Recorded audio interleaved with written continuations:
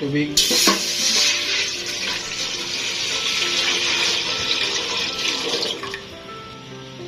Lagay tayo ng sibuyas, bawang, dahon ng laurel, paminta powder, at konting suka.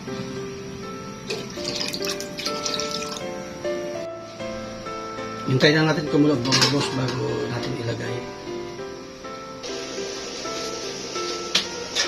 Mga boss, kumukulo na. Ilagay na natin yung baga. Tapos yung puso.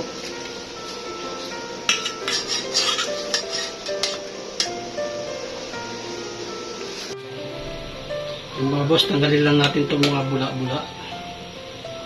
Kasi yan yung dumi.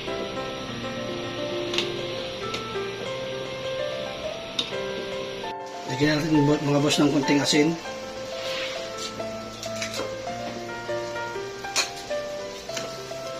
Tapos pakuluan lang natin hanggang sa lumambot.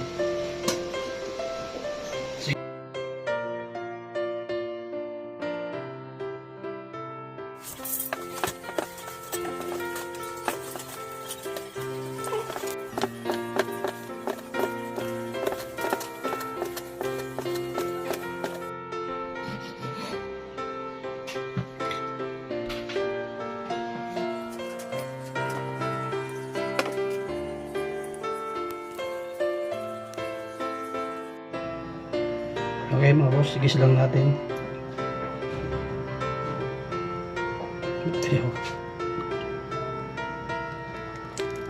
Nilagay lang tayo ng mantika.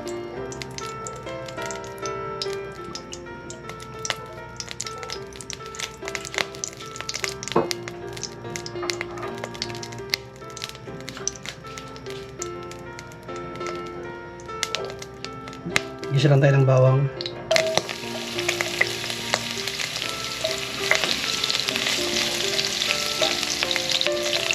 Sunod natin yung sibuyas.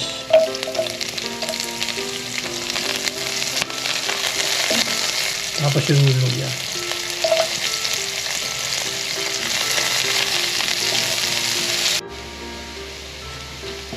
Lagyan na natin itong hiniwa-hiwa natin ng maliit na baga, puso ng baboy.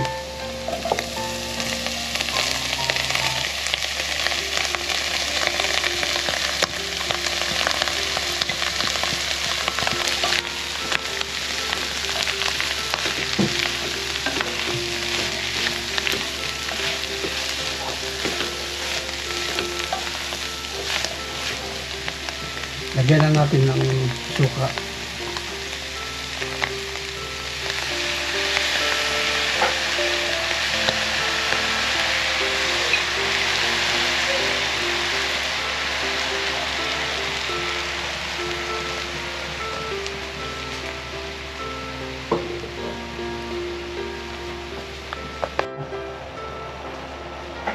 Paglagay natin ng suka, hintayin lang natin kumulo ng mga 3 minutes.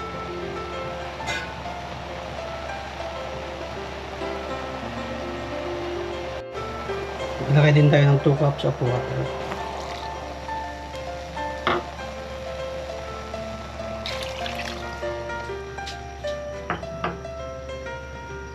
Ilagay na rin tayo ng isang pork cubes.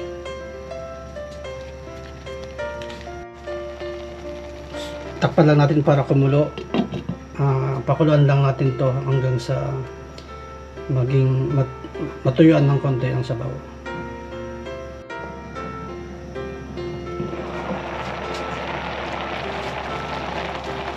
So pwede na ito mga boss, lagay yung mga ibang ingredients.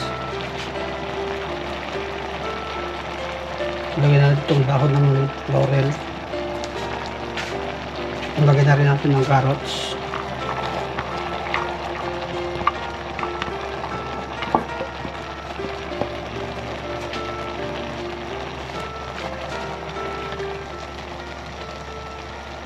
Takpan na natin mga boss para medyo maluto yung carrots. Yung mga boss, after 2 minutes, sunod na natin yung radish.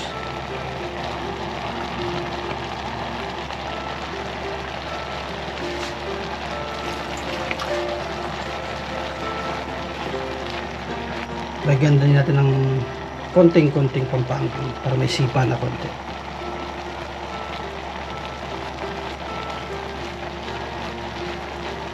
Yung lumambot mga boss.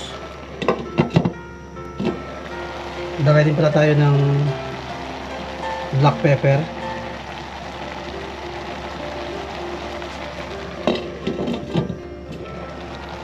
Yan mga boss, ilagay na natin yung katsuete.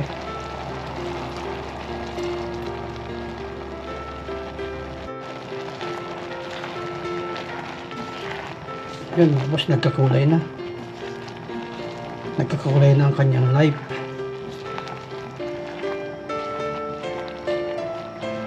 So, hintayin lang natin boss ma-sumipsip pa siya ng maigi yung lasa niya. So, mga boss, lagyan lang natin ng asin pampalasa.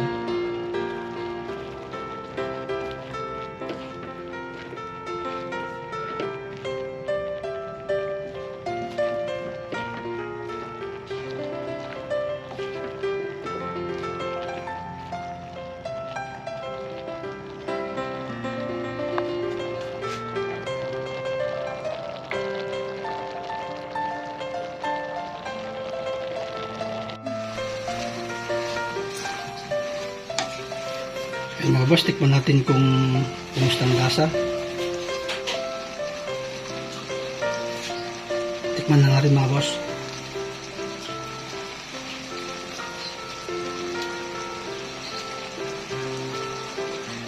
Pwede na. May kagat na konti. Wala ring langsa o anumang kanang ibang kakaibang amoy. So ayan mga boss, okay na to. Plating na.